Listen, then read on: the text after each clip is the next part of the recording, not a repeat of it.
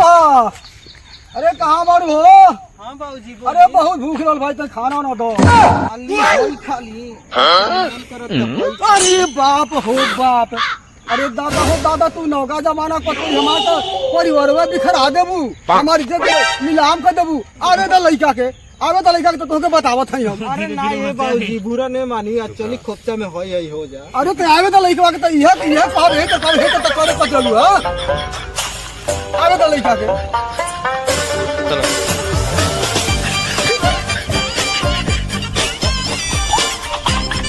जो कमी ये भी जो कमी।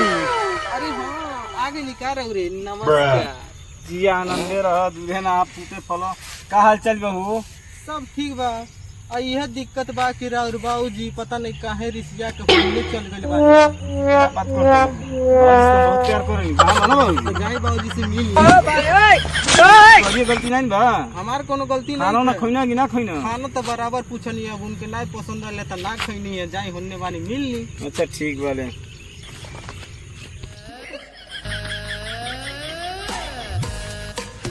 बाबूजी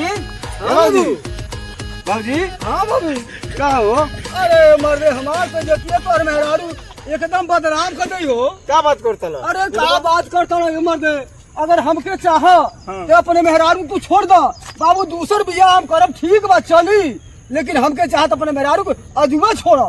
बाबूजी हम जाने नहीं मर्दवा, सुनो, हम जाने नहीं नहीं नहीं नहीं हम जाने कि हम तसे प्यार करेंगे। हाँ ठीक बा, लेकिन तसे करनी है, अपने मैडम से प्यार करनी है बाबूजी। तो ठीक बा, तब जाओ उन्हीं से प्यार करो, तब हमके छोड़ा। नहीं बाबूजी ऐसा बात नहीं के। नहीं नहीं का भाई रे खाना ना दिलस अरे मर्दे खाना मांगनी है, हमारे भूख लगल बा। तो कहतिया आई होई खाली। ठीक बा अरे हमारे साथे अश्लील शब्द का प्रयोग करके बताओ ना। चलो चलो दादा चले के चलो चलो चलो। ए सुनियो माई ये मुनियो माई का बात हो? हाँ कहीं ना का कहता नहीं। ई बताओ दादा खाना काहे तू देलु हो? अरे हम खाना खातिर पूछनी है तो ऊ कहत रहनी है रहे दे तो हम कहनी है सलाद लेनी।